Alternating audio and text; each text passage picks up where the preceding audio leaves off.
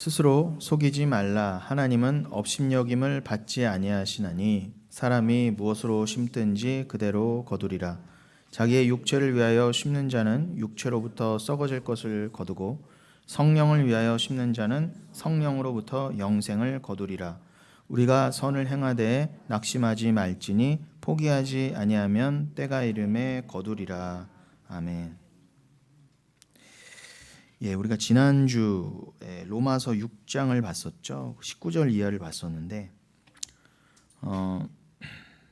그 로마서 6장 말씀에 따르면 모든 인간들이 구원과 상관없이 도모하고 있는 그 모든 것들은 전부 그냥 에르곤, 일이라 했습니다. 하나님이 절대로 열매로 여겨주시지 않는 그냥 일이요, 어둠의 일이라 했습니다.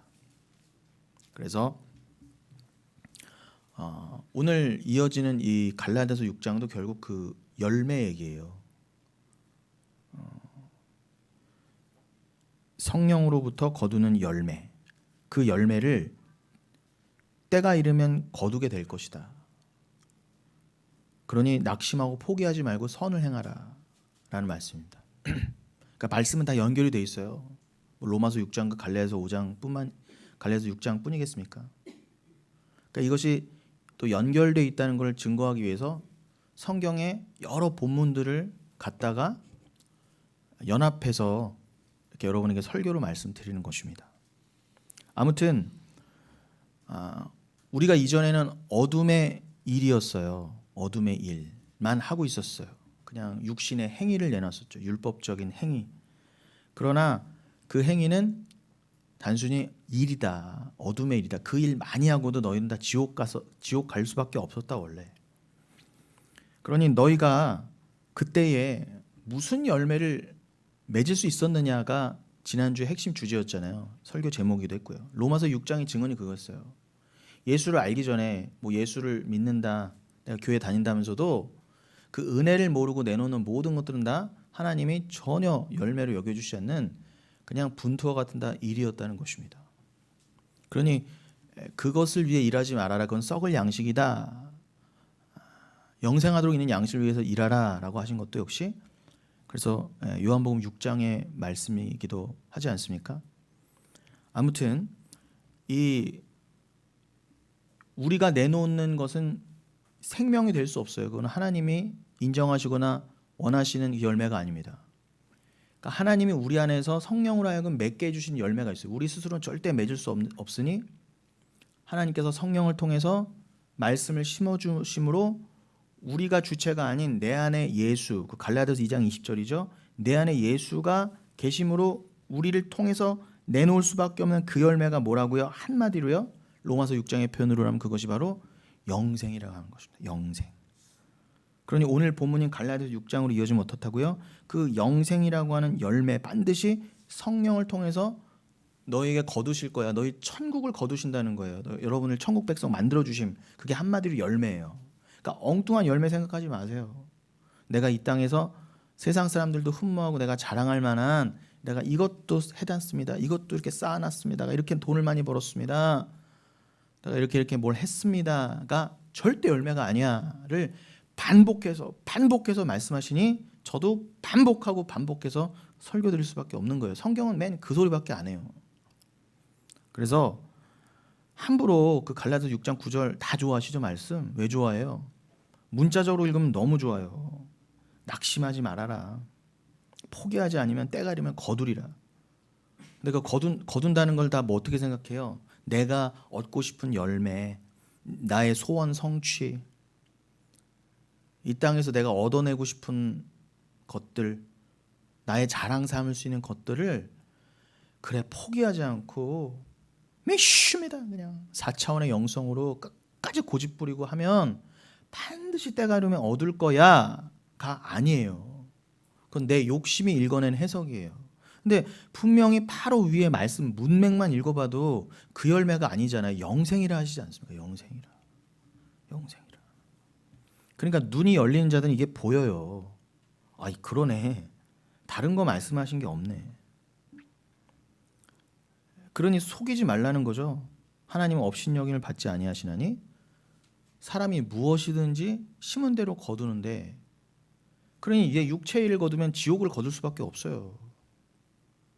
그러나 우리가 천국을 거두려면 내 안에 먼저 씨가 심겨야 돼요. 예수 그리스도라는 씨가 심기고, 그리고 그 예수 그리스도 즉 성령이 나로 하여금 내놓으시게 하는 그 성령의 열매, 그 영생이잖아요. 그것을 하나님이 거두신다는 거예요. 하나님이 맺게 하시고 하나님이 거두신다. 그럼 너희들은 영생 천국이야. 그러면 또 갈라디아서 5장에서 그 성령의 열매는 뭐 9가지로 사랑, 희랑, 화평 이런 게 쭉 나왔었죠. 그럼 사랑, 희랑, 화평도 결국 뭐예요? 그걸 한마디로 하면 그게 성령의 열매 곧 영생이라는 거잖아요. 그럼 여러분 사랑, 희랑, 화평, 온유, 겸손 뭐 이런 모든 것들이 다 엉뚱하게 이 땅에서 내가 스스로 이루어내야 되는 윤리 도덕적인 모습 따위가 아니에요. 그건 스스로 이뤄낼 수도 없을 뿐더러 억지로 치장하고 꾸며낸 거짓 위선적인 내가 당신 사랑합니다 뭐 좀 그런 것들은 다 이방인들도 하는, 이방 종교도 다 행하는 것들이에요. 주님이 이방도 하는 것들, 예수 없이도 성령 없이도 내놓을 수 있는 것들. 중들 얼마나 친절합니까 여러분? 여러분 신천지 엄청 사랑해요 자기들끼리. 그러니 예수 없이도 말씀 없이도 그것들은 흉내낼 수 있어요. 그러니 말씀 없이 예수 없이 성령 없이 흉내낼 수 있는 것들 여러분들 하나님이 요구하시겠냐고요. 너 좀 뭐 좀 해봐라. 아닙니다. 근본이 바뀌어야 돼요. 가치관이 완전히 바뀌어야 돼요. 사랑, 희랑, 화평 이런 것들은 문자적으로 그냥 다른 이방도 내놓은 것들이 아니구나. 내 안에 성령이 정말 내놓으실 수 있는 진정한 사랑, 희랑, 화평이라고 한다면 그것이 뭐예요? 영생과 연결이 되어 있는, 영생으로 설명될 수 있는 사랑, 희랑, 화평만이 진짜 열매구나를 깨달으셔야죠. 그렇구나. 그냥 헛된 사랑이 사랑이 아니라 뭐 좀 나누어 주는 것 귀하죠. 그러나 그게 다가 아니라 진짜 사랑은 뭐예요? 하늘 양식 내게 채워 주소서. 아까 부르셨잖아요. 그 하늘 양식을 진짜 굶주린 자, 영이 굶주린 자, 갈급한 자에게 넘겨주는 게, 흘려 보내주는 게, 진리를 나눠주는 게, 예수를 나누는 것이 진짜 사랑이구나. 그러니 어디 영혼교회 갔더니 사람들이 이렇게 불친절해. 물론 친절해야죠. 근데 진짜 친절과 사랑은요, 오셨어요 그냥 등 두드려주고 뭐 그 정도가 아니에요. 그건 다른 데도 다 한다니까 여러분. 그거 좀 부족하다고 영혼교회는 사랑이 없네, 못 갈 교회네 이러시면 안 돼요. 진짜 사랑이 있는 교회를 아셔야죠. 그럼 영생으로 이를 그 사랑, 그 예수를 전하는 곳이 진짜 사랑이 넘치는 교회예요. 그 진리는 좀 무미건조할 수 있고 어떨 때는 좀 불친절하게 보일 수도 있어요. 왜 이렇게 진리가 나를 오히려 찌르고 어떨 땐 불편하게 할 수도 있어요. 그러나 여러분 그게 사는 길이라고 한다면 뭐가 진짜 사랑이겠습니까? 누누이 말씀드리지만 명의는요 여러분 뭐 1분도 잘 못 만나잖아요. 스케줄이 밀려있고. 그럼 명의한테 찾아가면은 여러분 대한민국 제일 유명하다는 의사가 여러분 만나주면서 커피 한잔 하시죠. 앉으세요. 좀 잘 지내셨어요? 평안하셨어요? 요즘 어떻게 지내세요? 그러고 나서 여러분 뭐 요즘 좀 몸은 좀 어떠세요? 이렇게 묻던가요? 그렇지 않아요. 어떨 땐 얼굴도 안 봐요. 어디 아프시죠? 네 알겠습니다. 수술 날짜 잡으시죠? 끝이에요. 그러나 진짜 친절한 건 뭐예요? 아이고 실력도 없는 주제에 커피 한 잔 드세요. 사탕 하나 드세요. 약 한 첩 내가 해드릴게 하고 병을 키우는 게 사랑이 아니라 당신 암 걸렸어요. 당신 지금 수술해야 돼요. 당신 지금 당장 수술방 들어가야 돼요. 라고 매몰차게 말하고 얼른 뜯어 고치는 게 진짜 사랑이에요. 그런 기준으로 여러분 희락, 화평 이런 것도 다 영생과 여러분의 구원에 맞추어서 이해를 하셔야죠. 그러니 여러분 제가 지금 계속 공략하는 것은 여러분의 그 근본적인 시선 마음이에요. 새 언약의 말씀처럼 여러분의 마음이 완전히 뜯어 고쳐져야 눈이 새로 열려요. 모든 것을 현상으로 판단하지 않고 말 그대로 이 세상을 초월하게 하는 그 믿음을 받으시려면 말씀을 아셔야 돼요. 그래서 이렇게 치밀하게 말씀을 갖다가 서로 연결해 드리고 말씀은 반드시 연결되게 돼 있어요. 자, 아무튼 그렇게 다 우리가 어둠의 일밖에 내놓을 수밖에 없는, 열심히 사랑합시다, 희락합시다, 화평합시다, 기쁩시다, 온유합시다, 이렇게 열심히 선동하고 떠들었는데 결국은 예수 없이 그냥 내가 은혜를 모르고 내가 해야 되는 것으로 했으니 맨날 무거운 짐이 됐고 수고한 짐이 됐고, 남한테도 자기도 은혜와 진리를 모르는 주제에 남한테도 다 그냥 이거 해야 돼, 이거 해야지 천국 가는 거야, 맨 그렇게 남까지도 무거운 짐을 지우고 서로 부자유한 가운데 그런 삶을 살았을 때를 생각해 보라 해요. 그때 너희가 도대체 뭔 열매가 있었어? 라고 지난주 본문이었던 로마서 6장에 물어보지 않았었습니까? 그런 이거에 여러분 마음이 아프셔야 돼요. 그래, 근데 내가 거기서 돌이키게 되었구나. 다 그냥 어둠의 자녀로서 어둠의 일만 내놓은 사람이었구나. 그러면서 어떻게 해요?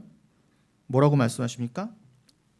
계속해서 너희가 그 일을 부끄러워하나니 라고 하시면서 전부 다 그건 일이었기 때문에, 그런 여러분들에게 여러분의 자랑이 나오고 여러분의 율법적인 행위가 왜 나와요? 자기 의거든요. 난 겸손한 척해도 어쩔 수 없는 자기 의, 내 자랑, 하나 앞에서도 이걸 이 자랑으로 여겨 그것을 하나님께 공로로 인정받고 싶은 그 마음을 뭐라고 단언하세요? 그건 다 어둠의 일이었다. 그 일의 결국은 뭐라고까지 말씀하세요? 사망이라고 그러셨잖아요. 사망이라고요. 그런 여러분, 제가 여러분 그런 율법적인 행위 안 됩니다, 자기 안 됩니다, 이게 제가 괜히 드리는 말씀이 아니라 제가 왜 이렇게 여러분 자꾸 아니라고 말씀드려요? 그 결국이 뭐기 때문에? 지옥이기 때문에 그런 거예요. 여러분 평생 교회 다니시고도 지옥 가시고 싶으세요? 아찔합니다. 그러니 이 말씀을 매주 안 해드릴 수가 없어요. 더더군다나 곧이에요. 곧인 상황에서 아유 앉으세요, 커피 한잔 하셔야죠. 물론 커피 한잔 해야죠. 뭐 커피도 한잔 해야죠.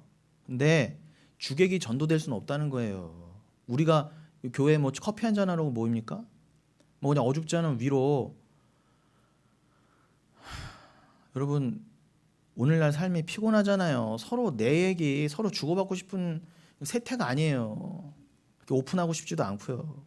근데 뭐 교회에서 교제해야 되는데 억지로 와서 되지도 않는, 그죠? 뭐 마음을 나눈다, 내 얘기를 나눈다, 그런 거 없습니다. 얼마나 대화가 얼마나 지속되겠어요? 밥 먹으면서 잘 지내셨어요 한마디 하고 나 그냥 밥 먹어야지 뭐 할 말이 뭐 이렇게 많겠어요, 솔직히요. 요즘 또 그렇게 각박한 세상에. 근데 진짜 교회는 뭐요? 그런 거 안 나눠도요, 예수만 나누는데 풍성해요. 예수만 나누는데 밤을 새워도 말씀이 넘쳐나고, 뭐 양육이고 뭐고, 예수만 나누기에도 시간이 아깝고, 예수만 나누는데도 또 갈급하고, 그 말씀 또 나눠주세요, 우리 예수 또 나눠요. 그게 진짜 교회고 그게 진짜 위로 아니에요, 여러분? 그렇게 돼야 돼요. 그걸 위해서 여러분들이 이렇게 동원되신 줄로 믿습니다. 거기에만 동원되셔야 돼요. 쓸데없이 어디로 모여라, 아우 교구장이 모이랬어, 모이래, 모이니까 그냥 모인다. 이게 뭐예요 도대체? 왜 그러신 거 도대체? 다 배울 만큼 배우실 만한 분들이 오라고 그랬다 또 다 가. 나 신기해요 진짜. 그거 뭐지 이거 도대체? 그리고 간다고 거기서 뭐 그렇게 따뜻한 밥 한 사발 주고 뭐 돈 주는 것도 아니야. 그냥 모이라고 그랬다고 간대요. 그냥 가자, 가. 그냥 이유도 모르고 목적도 모르고 뜻도 모르고 그냥 모여요. 정말 한심한 작태입니다. 그러면서 여러분 그 어둠의 일의 결국이 사망이라고 했다면 그 반대가 정확히 뭐였죠? 거룩함에 이르는 것, 그 열매. 그 열매는 영생이다. 그러니까 열매는 뭘로만 구별하시면 되느냐? 천국과 지옥으로만 구별하시면 돼요. 뭐 얼마나 사람이 많이 모이고 돈이 많이 모이고로 나누시면 안 돼요. 열매는 아우 저 교회 이렇게 10,000명, 10만 명이 모였대. 그래서 거기가 참일 리가 없습니다. 그냥 그것만 가지고. 물론 거기에 말씀이 선포되는데도 말씀만으로 모인 사람이 10만 명 되면 거기도 교회가 맞지만 단순히 겉으로 어떻게 해요? 야 저기는 저렇게 많은 숫자가 모였으니까 진짜 교회일 거야. 내지는 저렇게 저 교회는 건물이 크고 부자 교회니까 분명히 교회일 거야. 이 판단은 내려놓으시라는 거. 그게 몇 주 전에도 말씀드린 계시록의 사대 교회를 요한복음 3장 요한계시록 3장의 사대 교회를 통해서도 말씀드렸잖아요. 예수님은 절대 겉으로 판단 안 하신다. 니들이 그렇게 살았다 하나 다 죽은 자야. 분명히 말씀하셨죠. 근데 이렇게 분명히 말씀하신데도 도대체 우리 눈이 왜 안 바뀌는 거예요, 도대체? 그만큼 우리는 악독한 거예요. 안 바뀌어요. 믿음을 가졌다 해도 또 속아 넘어갈 때가 있어요. 자꾸 겉으로 판단하고 싶어요. 내 옛사람이 있어서 그래요. 그러니 불가능이라는 것입니다. 그러니 제가 매주 어떻게 같은 얘기를 안 할 수가 있어요. 여러분 밥 한 끼 드셨다고 다음에 안 드실 거예요? 말씀은 밥은 그렇게 챙겨 드시면서 말씀도 드셔야죠. 그럼 계속 여러분을 또 어떻게 해요? 또 끊어내게 하는 겁니다. 또 여러분의 덕지덕지 붙은 옛사람 이미 구원인데 그 구원의 여정 가운데 여러분이 계속 털려가셔야 되거든요. 그럼 저는 그거 하는 사람에게 계속 털어가는 거예요, 여러분을요. 지난주에 새로 오셨던 분이 그러시대요. 내가 신기해서 이 교회 왔습니다. 왜요? 분명 이 설교하면은 여기 안 남아 있어야 되는데 도중에 설교 듣다가도 기분 나빠서 나가는 게 맞는데 오히려 손님 떨어보내는 교회인데 오시라가 아니라 도대체 어느 분들이길래 이렇게 모여서 예배를 드리냐 그게 궁금해서 오셨대요. 물론 오늘도 오고 싶으셨는데 이제 너무 거리도 멀고 해서 그분 이제 수요일에만 오시긴다고 하는데 아무튼 성도님, 네 오늘 유튜브로 오늘 뵙겠네요. 안녕하세요. 그래서 저의 할 일은 여러분 털어가는 게 계속. 여러분이 털리다 나가셔도 할 말 없어요. 어유 왜 나가세요? 제가 달콤한 말 해드릴게요. 제발 가지 마세요. 축복합니다. 이렇게 안 해드려요.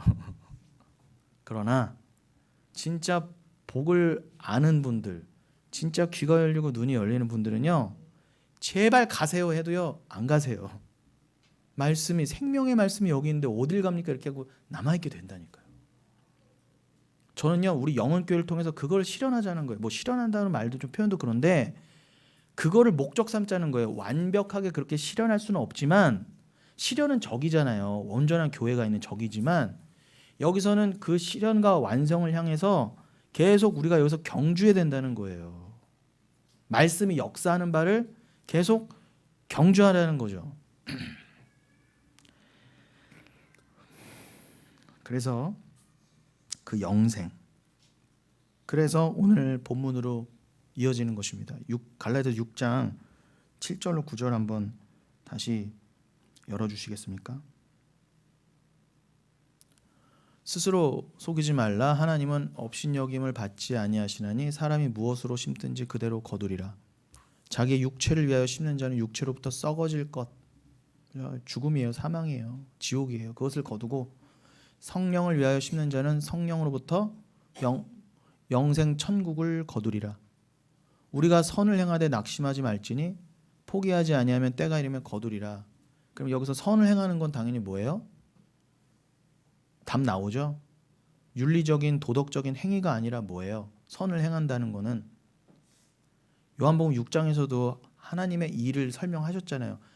아버지가 보내신 그 아들을 믿는 게 일이라면서요. 그게 선한 행위라면서요. 진짜 우리가 해야 될 행위.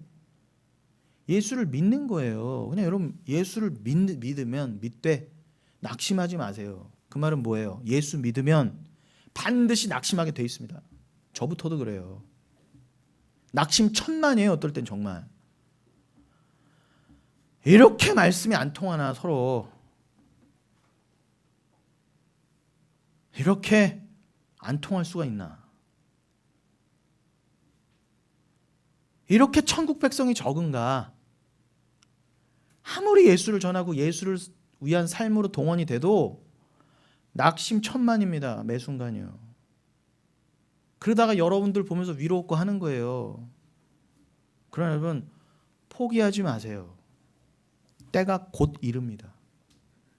거두리라. 여러분 자체가 영생의 열매로 거두어질 거예요.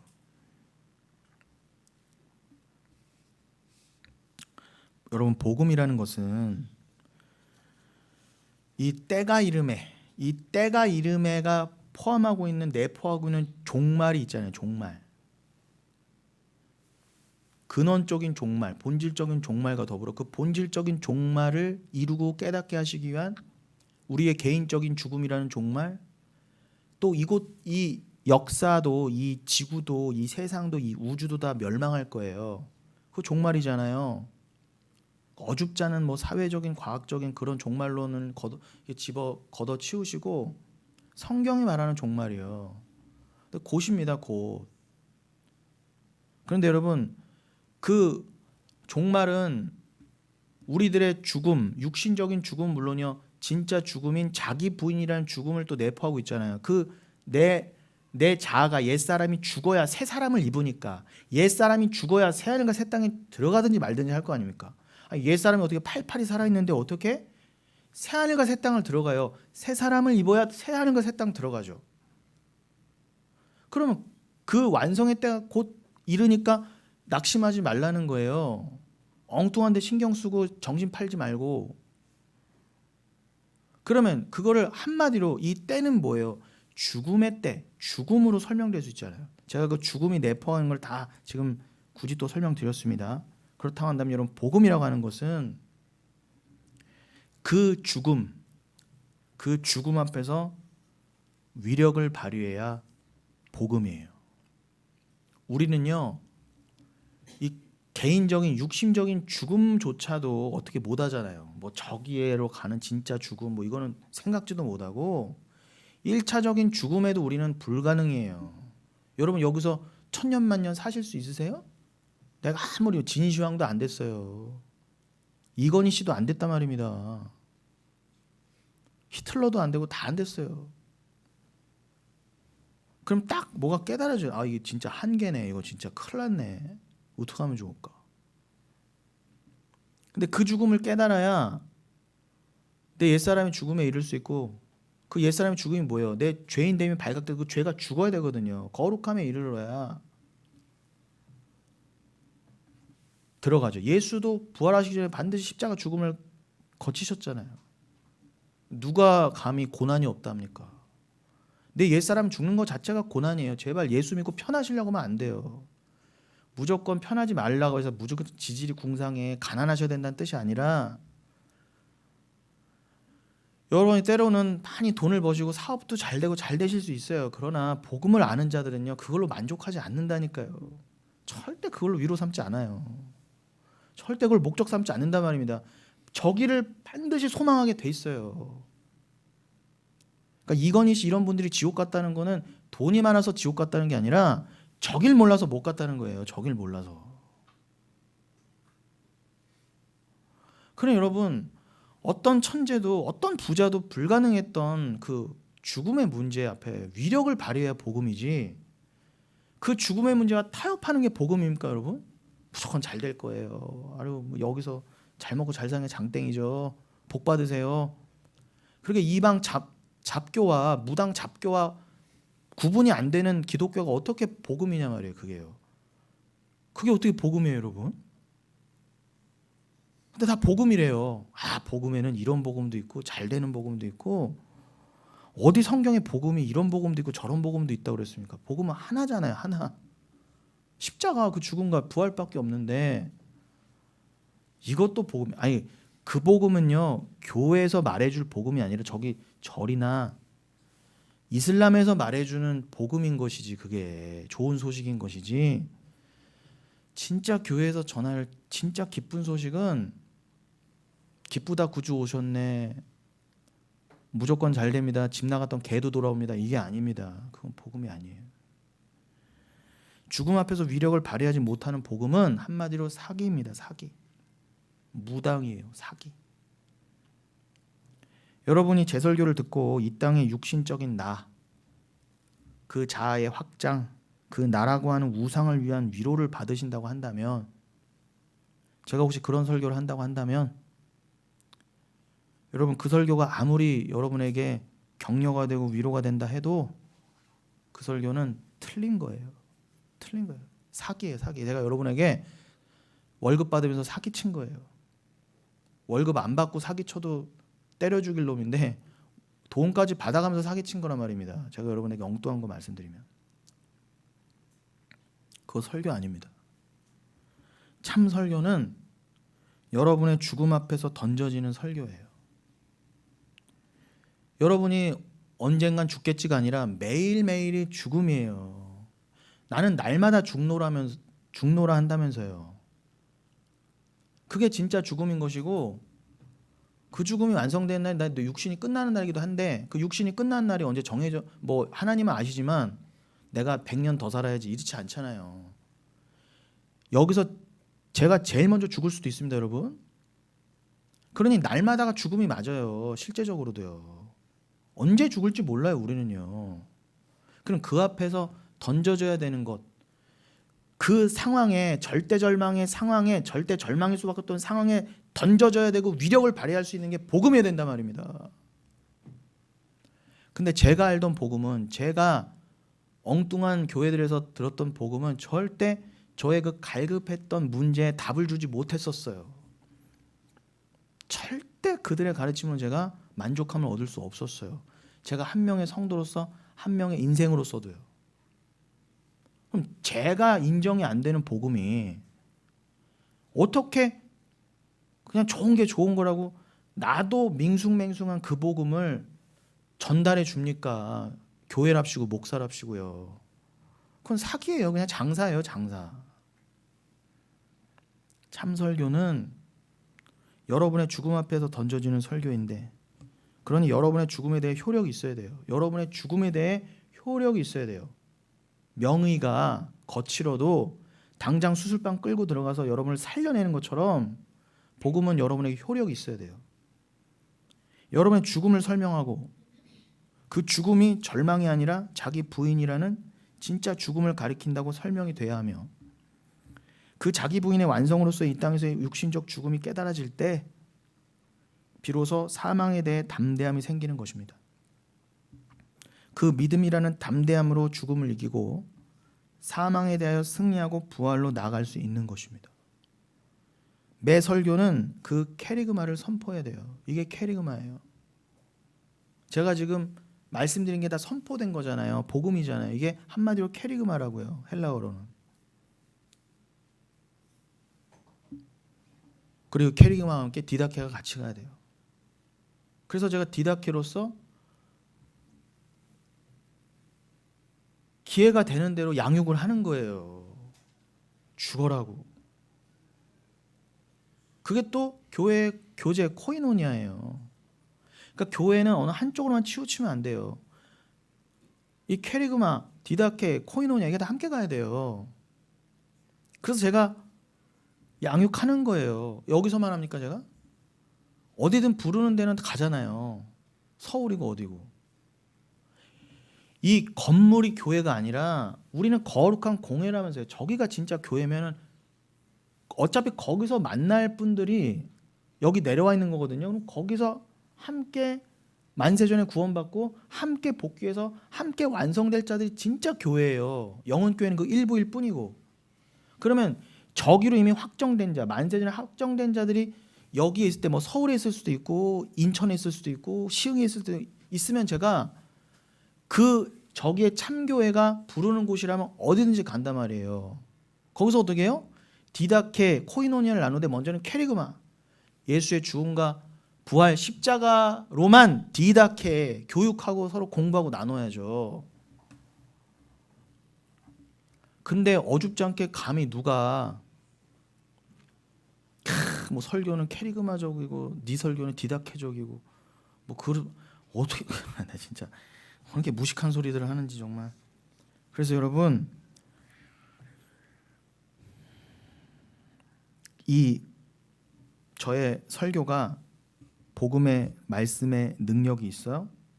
과연 난파되는 내 인생에서 내가 붙드는 구명보트가 될 것인가를 늘 생각하세요.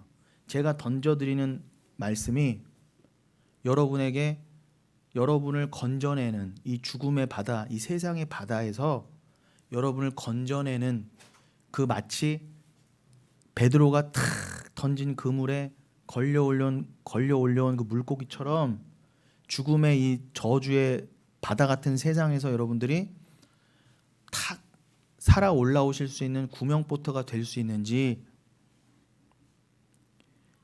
타이타닉 꺾여서 이렇게 침몰될 때를 생각해 보세요. 그 휘황찬란한 타이타닉, 그것이 상징하는 바가 뭐예요? 그 당시에 가장 초호화로운 여객선이었어요. 모든 사람이 그 타이타닉에 들어가지 못해 안달이었다니까요. 내가 돈 벌어서 저 타이타닉 한번 타봐야지. 타이타닉에 타보는 건 뭐예요? 내 성공의 증거였어요. 그 타이타닉 안에서도 1등석에 내가 탄다. 내가 가장 잘 나가. 내가 가장 복받은 사람이라고 다 착각하던 사람들이었단 말입니다. 그러니까 타이타닉호는 세상의 축약판이었던 거예요. 이 세상이 지금요, 이력 편주처럼 그 방주가 아닌 타이타닉 같은 곳에 들어가서 죽어지고 썩어지고 침몰할 걸 모르고 여기가 좋다 그러고 그냥 퍼마시고 서로 파티하고 예수 없이 그렇게 살던 우리였어요. 반드시 쪼개신답니다. 하나님은요. 절대 세상 것으로는요, 세상 풍파와 세상 저주와 심판을 피할 수 없어요. 거기서 그렇게 난리치고 세상으로 가던 그 타이타닉이 쪼개지고 침몰해 가는 그 순간에 기어이 어디서요? 그 타이타닉에서 역사적으로도 그랬죠. 여러분 영화 한번 보세요. 거기서 파티 때 그냥 파티 음악 하던 자들이 어떻게 해요? 찬송가, 그 갑자기 몇 장인지 기억이 안 나네. 그 유명한 찬송가 있잖아요. 그거 부르면서 꼬로록 들어갔어요. 여러분, 우리에겐 다 죽음이 기다리고 있어요. 여러분이 어디에서 무슨 노래를 부르다가 가시겠습니까? 주와 함께 죽는 길로 가시다가 찬송과 함께 가셔야죠. 그런데 여러분, 그 세상을 상징하는 타이타닉이 다 쪼개지고 가라앉으면서 나무 조각, 부유물 같은 게 막 올라왔잖아요. 그거 붙잡은 사람들이 다 살아난 거예요. 침몰되기 전에는요, 신경도 안 쓰는 것들 있잖아요. 어디에 널빤지가 있는지, 어디에 무슨 스티로폼이 있는지 그 생각도 안 했는데, 다 가라앉을 때, 은도 가라앉고 금도 가라앉고 보석도 가라앉고 금고도 가라앉을 때 둥둥 떠오르는 게 있어요.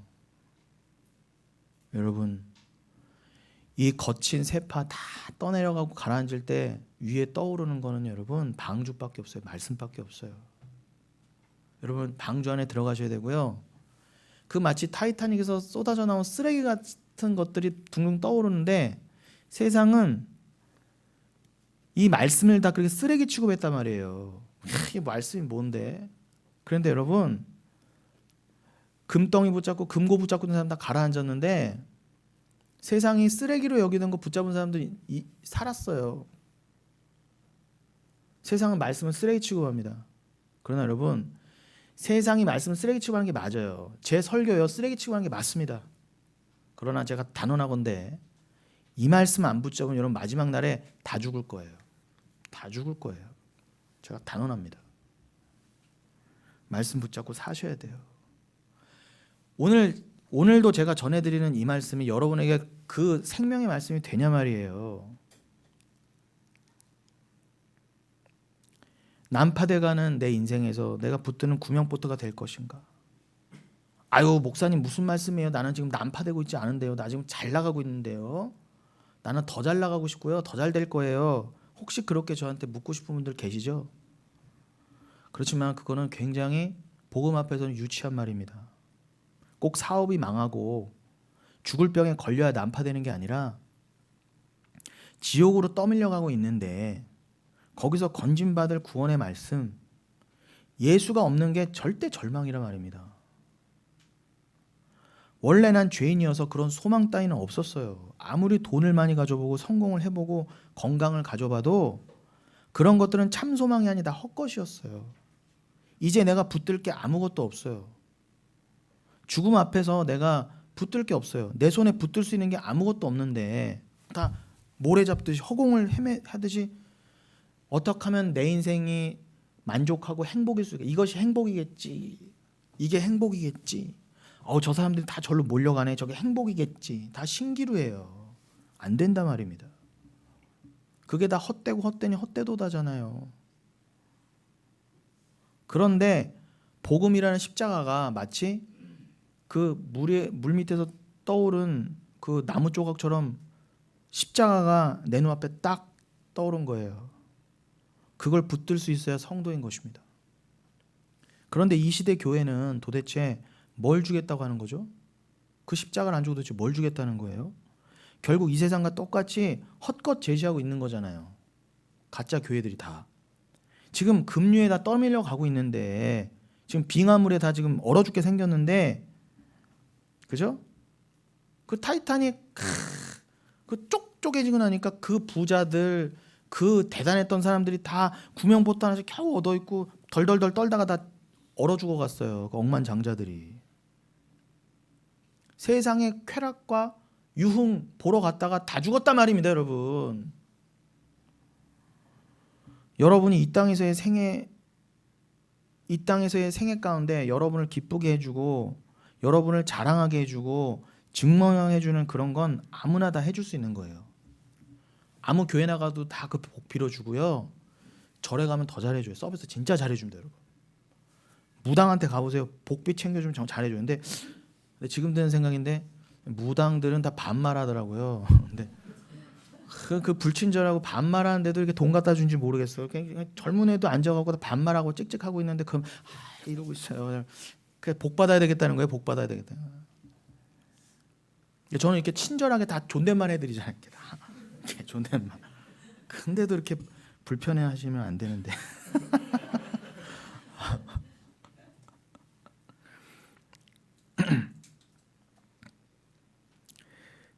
그거는 여러분 돈 받으면 다 할 수 있는 거예요.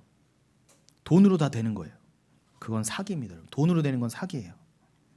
그래서 부자 만들어주고 병 낫게 해주는 기독교가 사기라는 겁니다. 여러분은 매주 내가 지금 죽음 앞에 있다고 가정하고 이 말씀을 들으셔야 돼요. 여러분이 언제 이 땅에서 생을 마감하실지는 아무도 모르니까. 오늘 저 목사가 이 땅에서 더 정붙이도록 팽팽히 살아있는 내 옛사람, 시퍼렇게 살아있는 내 옛 자아, 그 자아를 위로해주고 있구나. 그러면 저를 바로 지금 끌어내리셔야 돼요. 이렇게 멱살 잡아서. 아유 주의 종이잖아. 아우 괜히 주의 종 건드렸다가 재수 없을까봐 내가 뭐 어쩔 수 있겠어. 우리 자녀가 잘 안 되면 어떡해. 그러면서 억지로 교회 다니시면서 위선에 쇼하지 마시고 끌어내리시.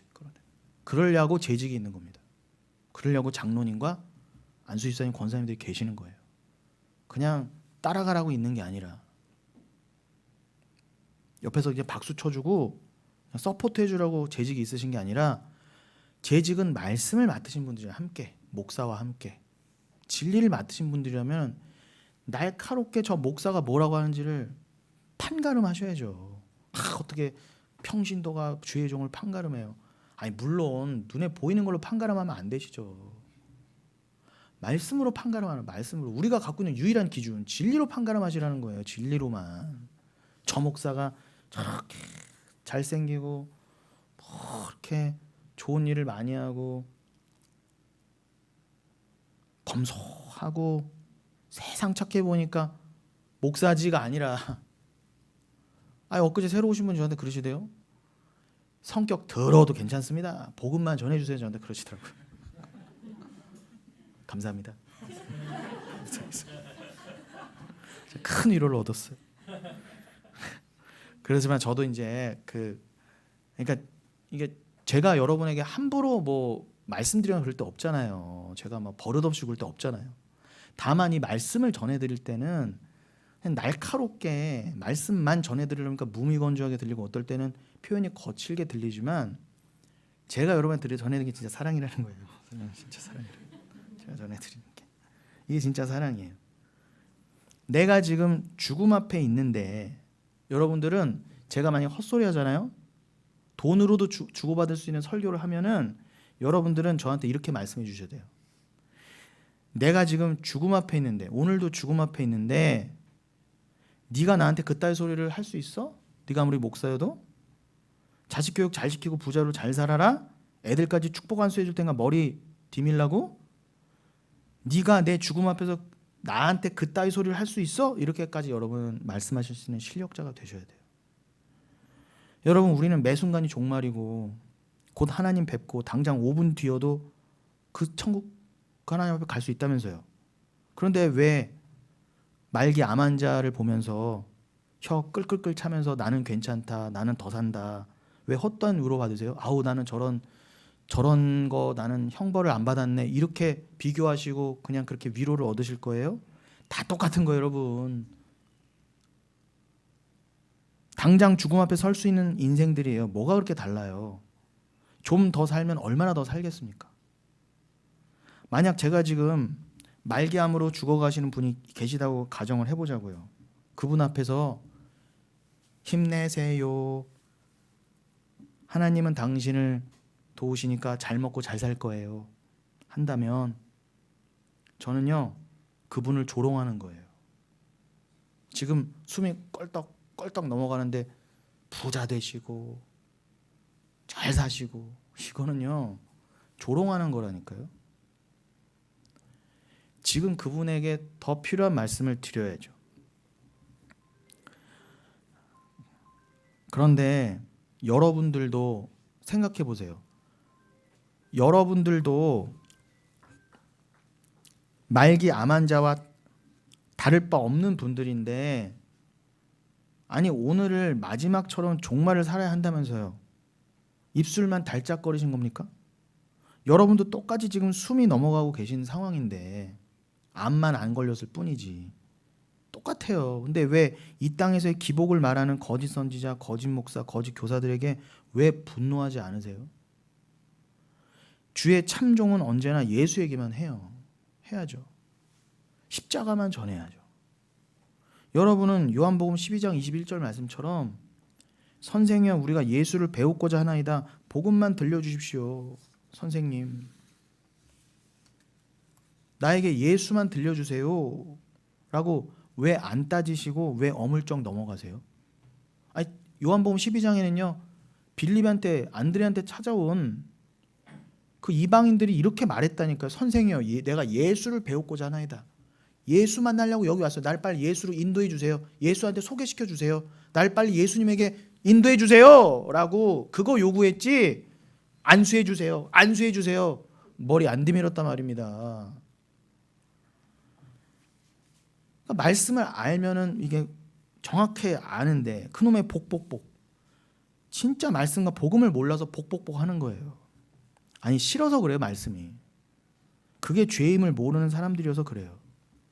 내가 내 죄를 직시하고 이 땅에서의 나의 상황과 처지와 처절함을 모르니까 그런 여유 부리는 헛소리 하는 것입니다. 그렇게 쥐잡듯이 말하냐 이렇게 말하고. 여러분은 영은교회 나옴이시면 저에게도 늘 그렇게 말씀하셔야지 너는 뭔데 그렇게 맨날 똑같은 설교하냐 맨날 예수와 십자가만 얘기하냐 그러시면 안 돼요. 여러분 지금 난파되는 배 위에 앉아있다고 생각하시고 지금 그 타이타닉의 그 영화 그냥 영화로만 보지 마시고 재밌네 눈물 찍 그냥 그러고 마시지 마시고 야 내가 지금 저 타이타닉에서 떨어져 나온 그 상황이라면 이라고 한번 생각해 보세요. 우리 상황이 다 지금 그 상황이라니까요. 그 생각하시고 설교 들으셔야 돼요. 그리고 이 설교 붙들고 난 천국 갈 수 있다. 그렇게 되셔야 되는 것입니다. 복음은 죽음 앞에서 위력을 발휘해야 돼요. 그렇게 마지막에 말씀만 붙들고 가는 자들 남겨둔 게 너무너무 많아서 이 땅에 그냥 막 안 돼 못 가 그러면서 막 그냥 벽에 뭐 칠할 때까지 막 그냥 있으려고 하면 그게 가장 천국 못 가는 부자의 모습이에요. 그게 진짜 이거는 한 1년 전쯤에 제가 부자와 거지 나사로로 몇 주간 설교 드렸잖아요. 그것의 핵심 내용이기도 했잖아요. 진짜 부자는 뭐라고요? 지옥 갈 진짜 부자는 뭐라고요? 돈이 많고 적음이 아니라 끝까지 나를 못 놓고 이 세상을 못 놓는 나가 지옥 갈 부자인 거예요. 너무 가진 게 많아서 이 땅에서 내가 못 놓는 게 너무 많아서 세상에 이것도 끌어가지고 저것도 붙이고 있다가 천국에 들어갈 나사로가 못 돼서 죽는 거예요. 여러분 사망을 이기셨습니까? 여러분 지금 곧 주님이 가자 하셔도 손 털고 이 세상의 것이 여러분을 잡고 안 놓는 게 아니라 여러분 잘 끊어가고 계세요? 자기 부인 잘 되고 계십니까?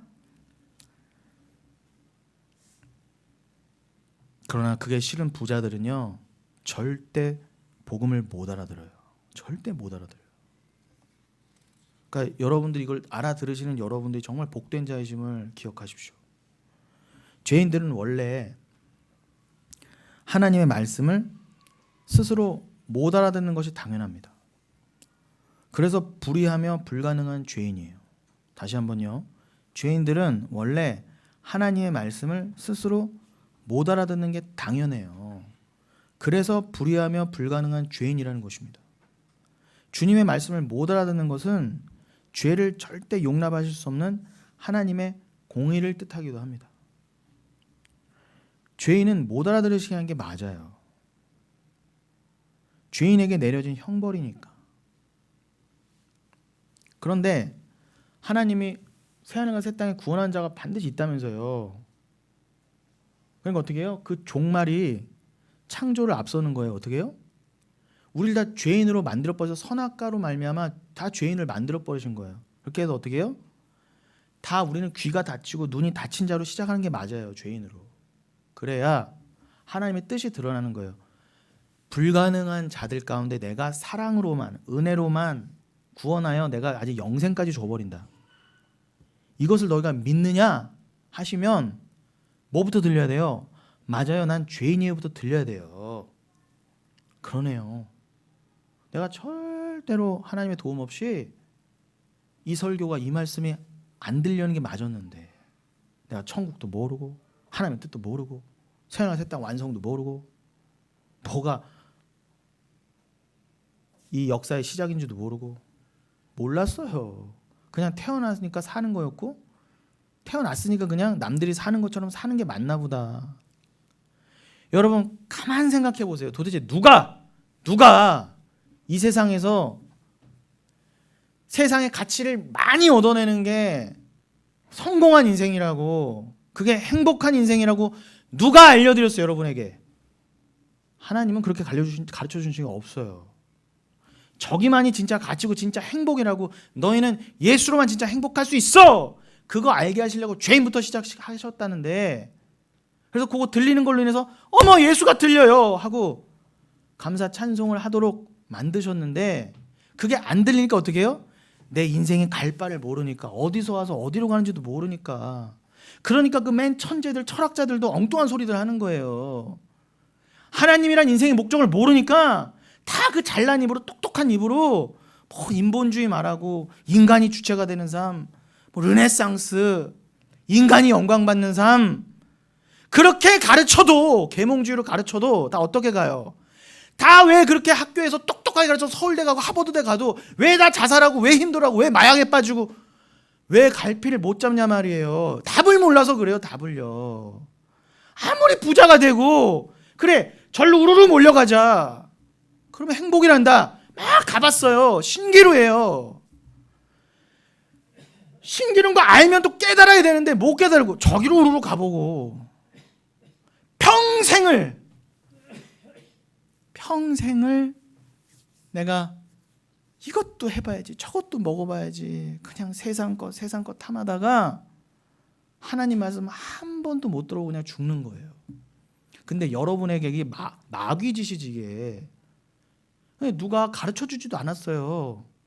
너 인생을 그렇게 살아야 돼라고 안 가르쳐줬는데도 100이면 100 다 어떻게 해요?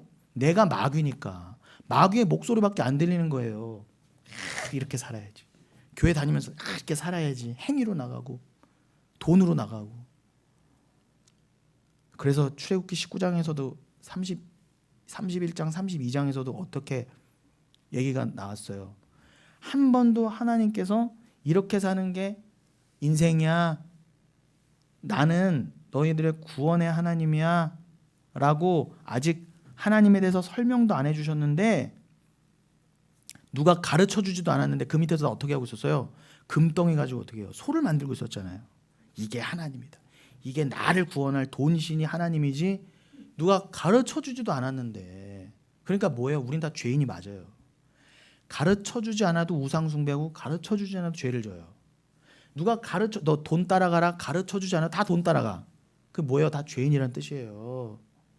우리가 뭐가 잘났어요, 여러분? 그러니 요게 절대 절망이에요. 누가 이게 죄라고 가르쳐주는 것도 없고, 하나님은 예수 그리스도고 예수 그리스도 십자가 뭔지 누구도 한 명도 안 가르쳐줬어. 우린 다 지옥 가는 게 맞아요. 근데 주님이 그렇게 만드셨다 해요. 그런데 누군가는 찾아오셔서, 요한일서 4장, 내가 너희를 만세전에 택하여 사랑함이 사랑입니다. 너희가 아직, 로마서 5장 8절, 너희가 아직 죄인 되었을 때 내가 너희를 찾아와서 내 아들 피를 줬다. 이게 믿어져요. 눈이 뜨인 거예요. 내가 정말 말도 안 되는 죄 가운데 있었고, 하나님이 너무 사랑스럽고 너무 감사하려면 내 죄가 얼마나 큰지를 알아야죠. 여러분, 죄가 클수록 그래서 은혜가 크다는 거예요. 여러분, 옆에 사형수가 있고 옆에 잡범이 있어요. 뭐 그냥 집행유예 정도 받은 사람이 있어요. 여기는 당장 내일 목 떨어져 나갈 살인자예요. 살인범이에요. 그럼 여러분, 이 사람을 감옥에서 건져내고 이 사람도 감옥에서 건져냈어요. 누가 더 감사할까요, 여러분? 누가 더 감사하겠어요? 아니, 까짓거 뭐 그냥 뭐 한 며칠 살다 오지, 이런 사람이 감사하겠어요? 아니면 내일 당장 형장의 이슬로 갈 뻔한 사람이 감사하겠어요? 비교할 수 없는 거예요. 여러분, 지금 여러분을 이 상황 가운데 두신다, 마치 여러분이 내일 당장 목 떨어져 나갈 것 같은 죄인의 자리로 계속 두신다. 여러분이 택함 받은 백성은 딱 이유는 딱 하나예요. 뭐예요? 어마무시한 사랑과 은혜를 깨달으라는 거예요. 그 비밀을 아셔야죠. 그 비밀을 아신다면, 내가 죄인 중에 괴수라면서요. 사도 바울도 그랬는데, 내가 당장 목 달아날 죄인 중에 괴수였다면 누구를 판단하고 아우 저 죄인, 나는 나는 괜찮아, 어찌 그렇게 바리새인처럼 살 수가 있냐는 거예요. 바리새인이 다 그러다 지옥 갔잖아요. 그러니 여러분, 은혜를 깨달으세요. 그래서 하나님의 말씀을 이렇게 못 알아듣는 것이 하나님을 모르는 것이고, 그것이 죄이며, 그 죄는 원래 절대 용서받을 수 없는 절대 절망의 죄였어요. 절대 절망이었어요. 어떤 해결책도 없었어요. 내가 스스로 하나님을 모르니까. 그러니까 하나님이 내 눈을 띄워주시지 않으면, 내가 하나님을 모르니까 그 모르는 죄로 다 지옥 가는 거라면서요. 요한복음 16장도 그렇고 17장도 그렇고. 그럼 여러분 생각해 보세요. 예수님이 여러분을 굳이 찾아오실 이유가 있어요? 없어요? 없습니다. 하나님이 자기보다 더 귀한, 여러분들 다 자녀들이 있으시죠? 여러분 자녀 피를 내서 여러분의 자녀를 죽여서 남을 구원해보고 싶으신 마음이 드세요? 안 드세요? 절대 안 들어요. 그럴 필요 전혀 없어요. 미쳤어요? 그런데 하나님 왜 그러셨냐면 했는 거예요. 우리가 그래도 잘난 것도 아니야. 우리가 하나님 먼저 요청한 것도 아니에요. 그냥 하나님은 만들어 놓고, 야, 다 죄인이네 하고 다 버리셔도 아무 할 말, 그 정도까지 내려가셔야 돼요. 여러분, 그렇게 낮은 자가 되셔야 돼요. 우리가 주체가 아니에요. 하나님이 하나님이세요. 우리는 하나님이 아니에요. 그냥 피조물이란 말입니다. 여러분이 뭐 좀 만들어 놓고 필요 없으면 버리면 돼요. 버리면 된다고요. 그냥 얘가 꼭 내가 잘났어요, 나 구원시켜 주세요, 그럴지도 없을 뿐더러 귀가 막히고 눈이 막혔는데 뭘 요청합니까? 요청 자체도 못했어. 그냥 완전히 쓰레기였단 말이에요. 그냥 버리면 되는 쓰레기였는데, 전혀 그러실 이유가 없는데 홀로 온전하신 분이 굳이 왜 아들 피까지 내고 하시면서 얘를 눈을 열고 귀를 열어서 내가 널 사랑한다 어머 하고 은혜를 알게 하셨냐. 어떻게 이걸 생명되게 만드셨냐 말이에요. 여러분이 그 은혜를 받으신 거예요. 그 은혜를요. 그럼 여러분 이게 무너지지 않습니까? 야, 도대체 이 사람 앞에서 내가 무슨 말을 하겠는가.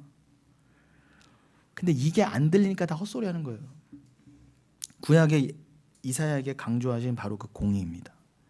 그러니 눈과 귀와 마음이 막혀 있는 것이 죄의 실제라는 것이고, 아무리 비유로 말씀이 떨어져도 그것을 예수 그리스도로 못 알아듣는 것이 공의의 참뜻입니다. 그러니 예수 그 자체가 공의라고도 할 수 있습니다. 그런데 그 공의이신 예수 그리스도가 또한 구원이라는 열매를 품은 생명의 씨가 되셔서 우리 죄인의 마음에 은혜로 뚫고 들어오신 거예요. 그것은 새 언약으로 늘 설명해 드렸죠. 그렇게 죄인 안으로 뚫고 들어오신 예수 그리스도라는 공의 자체가 죄인 안에서 죽어버리신 것입니다. 그 복음을 땅에 떨어져 죽은 한 알의 밀로도 설명하셨죠. 여러분, 말씀 마치겠습니다.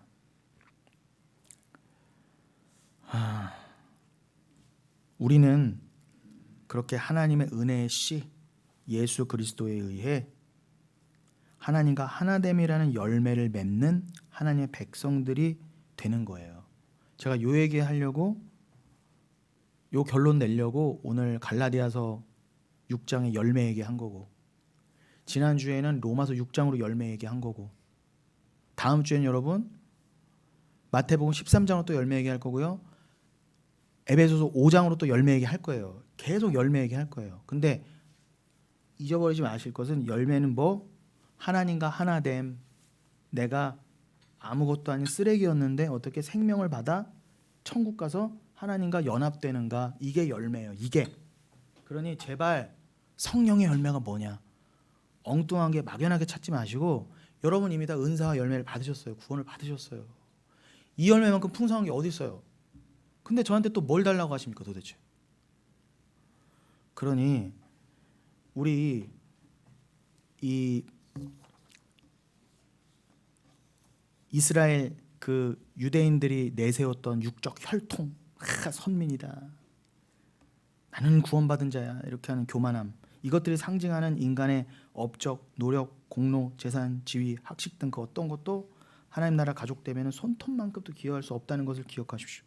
주님의 은혜를 깨달아 내가 아무 열매도 내놓을 수 없는 죄인이었는데 나에게서 말씀 예수란 열매가 나오게 되었구나. 내가 은혜를 믿는 자가 되었구나. 내가 택함 받은 자가 맞구나 하고 성령이 임하는 것이 먼저이지, 그것이 선결되지 않은 상태에서 인간이 내놓는 그 어떤 업적과 행위가 주님 앞에 자랑이 될 수 있겠습니까? 그래서 제가 늘 주님의 은혜를 먼저 알자고 말씀드리는 것입니다.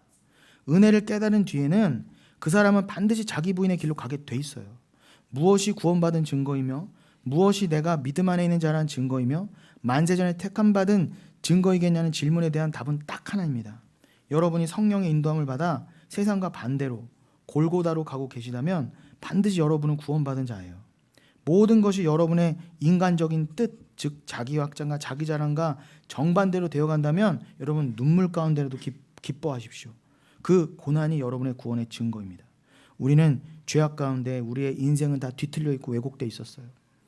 허무함과 공허함과 심판을 모른 채 나를 위한 삶이 최선의 삶이고 그것이 인생의 목적이며 그것이 행복의 조건으로 엄청난 착각을 하고 있었어요. 그런데 눈과 귀가 열리고 마음에 예수가 들어오시고 나니 그 죄인인 나의 첫 모습이 보여요. 아직 호흡푸니마 그 성령이 들어오지 않아 살아나지 않은 자가 스스로 살아있는 척하면서 나를 위한 삶을 위해 심지어 하나님까지 동원하며 내놓았던 것들은 다 무익입니다. 하나님이 인정하지 않으세요. 그건 어둠의 일이라고 그랬잖아요. 그건 사망으로 이끄는 어둠의 일이다. 여러분은 그 길에서 건짐을 받아 이제는 그 씨가 들어왔어요. 그래서 그 씨가 내 안에 들어와 살아나는 게 먼저예요, 여러분. 이게 먼저 순서라고요. 내가 복 받아야지, 내가 예수 믿고 행해야지가 문제가 아니라 그 행위는 은혜를 안 뒤의 일이라는 거예요. 그거는요. 행위 자체를 하지 마시라는 게 아니라 집에만 가만 계시라는 얘기가 아니라 먼저 선결되는 건 뭐라고요? 내 안에 씨가 들어와 있는지부터 확인이 돼야 돼요. 내가 그렇게 만세전에 작정되어 구원받은 자임을 확신하는 믿음이 먼저입니다. 그것이 선결되지 않으면 다 헛거예요. 죽은 자가 내어놓는 열매는 하나님께 계수되지 않습니다. 그러나 은혜를 안 자는 이 땅에 이미 임한 심판과 영원한 하나님 나라가 이제 믿음으로 보여요. 육의 눈으로 못 보던 것이 보이는 자가 이제 어찌 더 이 세상을 위해 살 수가 있겠습니까? 삶의 의미와 이유와 목적이 바뀌면 자명한 일이에요. 하나님을 이용하고 이웃을 파멸시켜가면서까지 극한 이기주의로 이 땅에서의 나를 위해 방황하며 일업편주처럼 살던 내가 이제는 딱 믿음의 닻을 내리게 되었습니다. 주님과 말씀을 위한 삶을 깨닫고 나니 나의 상황과 환경 심지어 소유까지도 나를 어찌하지 못하게 되어갑니다. 이제부터는 진정 나누는 삶이 되고 그저 주님 나라와 교회와 복음 전파와 믿음을 함께 나누는 형제자매 이웃을 위한 삶을 살게 돼 있어요. 그게 진정 기쁨이 되기까지예요. 그게 기쁨이 돼. 야, 남을 위한 삶이 기쁨이 되기까지 해요. 심지어 그것이 내 자랑과 의가 되지 않고 하나님 앞에 감히 자랑으로 내놓지도 못하는데도 그게 기뻐요. 그러니 여러분, 이 진정한 기쁨의 삶에 여러분을 좀 초대하고 있는 거예요. 저는요. 믿음이 먼저 선결되고 행위를 하시든지 하시고, 제발 은혜를 모르고 말씀을 모르고 귀가 안 열렸는데 이것도 하겠다 저것도 하겠다 길이길이 날뛰면 안 돼. 그게 교회를 죽이는 거고 그게 이웃을 죽이는 일이고 그게 하나님을 죽여서 십자가에 매달리는 일입니다. 잊지 마시고 진정한 자유와 기쁨으로 늘 나아가시는 여러분 되시기를 예수님의 이름으로 축원드리겠습니다.